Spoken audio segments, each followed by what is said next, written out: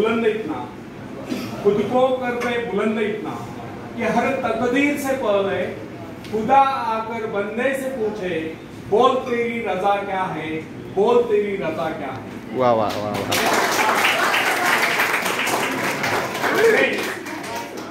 यदि आप स्वयं में अपने भाग्य का निर्माता बनना चाहते हैं और आपकी प्रबल इच्छा है कि सफलता की बुलंदियों को छुए, तो इसके लिए सर्वप्रथम आपको अपना व्यवहार बदलना होगा। इसके लिए सबसे पहले आप अपने मन से घृणा, ईर्ष्या, द्वेष आदि विकारों को निकाल कर बाहर करें, तब आप अपने भाग्य का स्वयं निर्माण करें। इस बात का विश्वास रखें कि सब कुछ आपके हाथ में है, क्योंकि आप ही तो अपने भाग्य का निर्माता है। फ्रेंड्स, मनुष्य एक ऐसा प्राणी है जिसे प्रकृति ने सब कुछ दे रखा है। इतना ही नहीं, प्राकृतिक गुणों के अतिरिक्त यदि किसी प्राणी में कुशलता है तो अपने कौशल से दूसरों के गुणों को अपनाकर और भी अधिक गुण संपन्न हो सकता है। उदाहरण के लिए, हम मछली के भांति जल के जीव नहीं, लेकिन हमारे मन में उसके भांति तैरने की इच्छा जागृत हुई तो हमने तैरना सीख लिया। पक्षियों की भांति हमारी परवाज करने की इच्छा हुई तो हमने हवाई जहाज बना लिए। इस प्रकार प्रकृति ने, निसर्ग ने मनुष्य को इस प्रकार बनाया कि वह सब कुछ कर सकता है। अतः प्रकृति से प्राप्त सुविधा का लाभ हम स्वयं नहीं उठाते हैं तो हम जैसा मूर्ख भला हो तो। प्रकृति ने, निसर्ग ने हमें ज्ञान, उसमें हमें कैसी शक्ति दी, बल्कि जादुई शक्ति दी है जिससे हम सब कुछ पा सकते हैं। हाँ, ये अलग बात है कि हम उस शक्ति को पहुंचा नहीं पा रहे। अरस्तु ने एक बार चौराहे पर खड़े होकर चिल्ला चिल्ला कर कहा था, इस दुनिया में सब कुछ है, जो चाहो सो पाओ, पर पहले अपने को उस योग्य बनाओ। अरस्तु ने कहा है, इस दुनिया में सब कुछ है, जो कर्म ही रहे वो कुछ नहीं पाता। ये कट सत्य है, एक उक्ति भी है, कर्म ही न पावत है। आपको क्या चाहिए इस पर विचार करिए, फिर गंभीरता पूर्वक उसके लिए योजना बनाइए। योजना बनाकर उस पर अमल करें, बराबर प्रयत्नशील रहे। एक दिन आप अपनी इच्छा पूर्ति करते रहोगे, एक दिन आपको सफलता अवश्य मिलेगी। फ्रेंड्स, यदि हम सतत विकासमान नहीं तो हमारी शक्तियां क्षीण नहीं हो सकती। जिस प्रकार घर का कूड़ा प्रतिदिन झाड़ू से साफ करना पड़ता है, उसी प्रकार मन के कूड़े को प्रतिदिन साफ करें। निरंतर नए विचार, आगे बढ़ने के विचार, प्रगति के विचार, उन्नति के विचार मन में लाए, तब शक्तियों को क्षीण करने की क्रिया स्वयं समाप्त हो जाएगी। हमारे मन तथा शरीर में निरंतर विकास की क्रिया जारी रहना स्वाभाविक। इसमें बाधा तब पड़ती है जब दूषित विचार हमारे मन पर आक्रमण करते हैं। मन पर दूषित विचारों का आक्रमण तभी होता है जब हमारे मन में खालीपन होता है। जब तक हम अपने मन में विकास के विचार रखते हैं, तब तक अवनति के विचार रह सकते हैं। प्रगति के विचार है तो अवनति के विचार रह सकते हैं। मन को नवीन तथा तरोताजा करने के अनेक उपाय। इस विषय में हम सबके भिन्न भिन्न अनुभव। हम देखते हैं कई बार हमारे मन में दुख और निराशा की छाया आश्चर्यजनक रूप से लुप्त हो जाती है। दुख के धीरे आए बादल लट जाते हैं, उनके स्थान पर हर्ष की धूप खिल उठती है। कम से कम कुछ समय के जीवन के प्रति हमारा दृष्टिकोण बदल जाता है। कई बार हम अनुत्साहित और निराश हो जाते हैं। अकस्मात कोई शुभ समाचार जाता है और हमारा हृदय हर्ष से गदगद उठता है। अथवा कोई हंसमुख सहृदय व्यक्ति आ जाता है और हमारी मनस्थिति में पूर्णतया परिवर्तन ला देता है। या कोई परम प्रिय मित्र आकर सारा वातावरण ही बदल जाता है। अथवा अचानक किसी सुंदर स्थान अथवा देश की यात्रा करने का अवसर प्राप्त हो जाता है। उसके प्राकृतिक सौंदर्य का लेप हमारे हृदय को शीतल कर देता है। किसी भी ऐसे स्थान की यात्रा करनी पड़ती है जिसकी हमारे मन में सदा से इच्छा है, और वहां से सौंदर्य के कारण हमारे विचारों में परिवर्तन आ जाता है और हम प्रसन्नता से विभोर हो जाते हैं।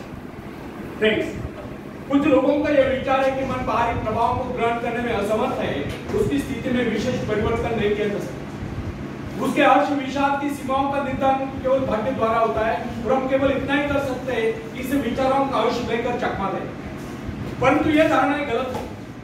हमारे पास ऐसा असंख्य उदाहरण है जिनमें व्यक्तियों की मनोवृत्ति में आमूल परिवर्तन होता देखा गया, उनके मस्तिष्क में क्रांति होती देखी गई। बहुत से लोग जो जन्म से दुर्बल थे वे व्यायाम द्वारा सबल होते देखे गए, अकर्मण्य कर्मठ होते देखे गए।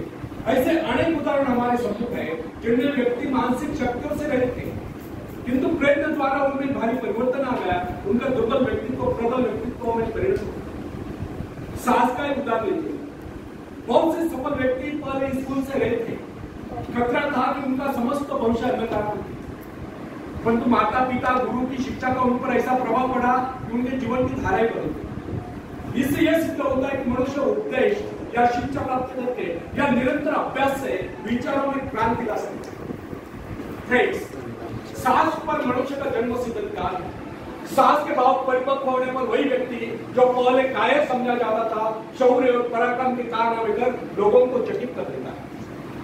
जब हम भय, संदेह, निराशा से ग्रस्त स्थिति में होते हैं, तब हम सही निर्णय नहीं कर पाते।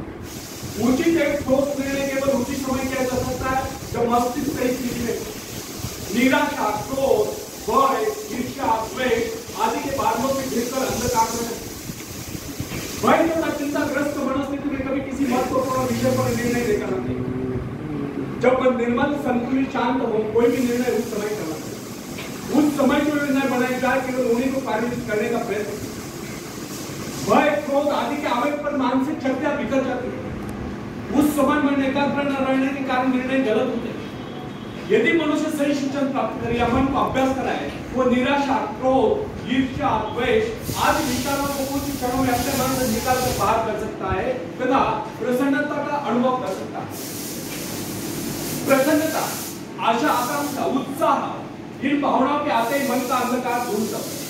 अतः व्यक्ति को चाहिए कि इन रचनात्मक विचारों को हर समय अपने मन में रखे।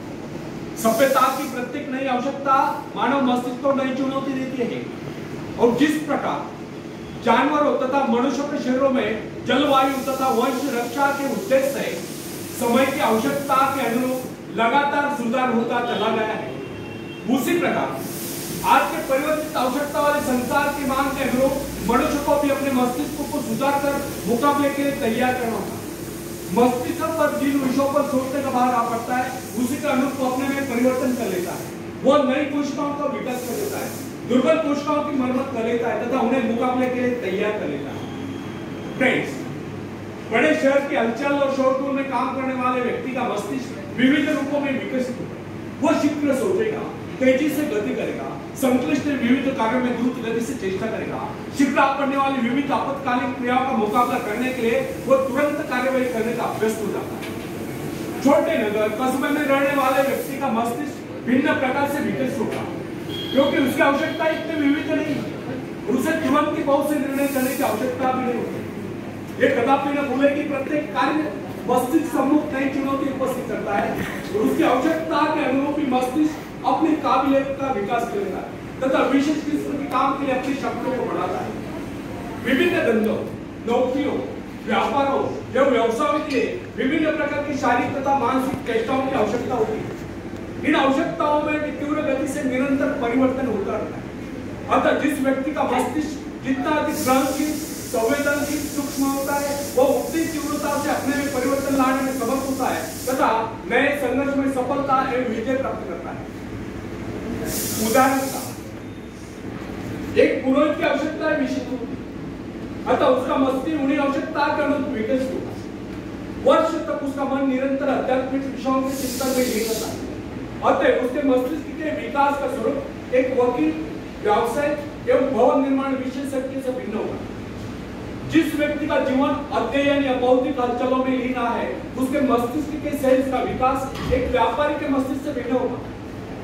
अध्यापक में विचारों की उन्मुखता, कार्यों में शिथिलता, भौतिक पदार्थ की प्राप्ति के आग्रह का अभाव, एकांत प्रियता दिखाई देती। जबकि व्यापारी के मस्तिष्क में, जबकि व्यापार में समझदारी, दूरदर्शिता, चतुरता, नियमबद्धता, समयबद्धता और पूर्ति दिखाई देती।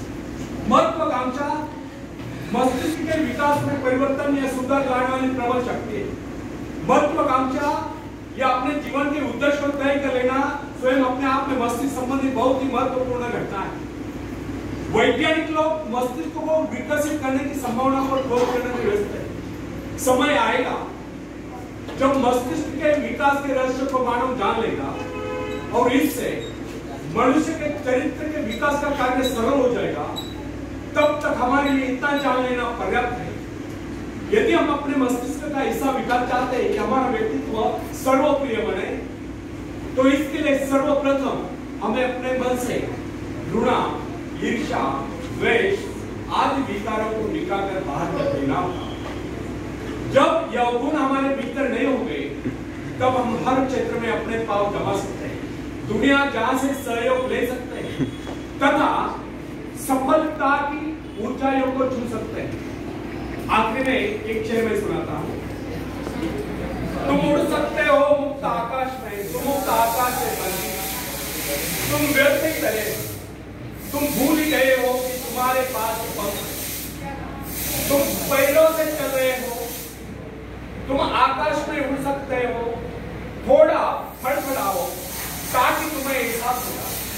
ध्यान सिर्फ भरोसा पैदा करने के लिए है, तुमने कुछ खोया नहीं, तुम सिर्फ भूले हो कि अपने पास पंख है, अपने पास पंख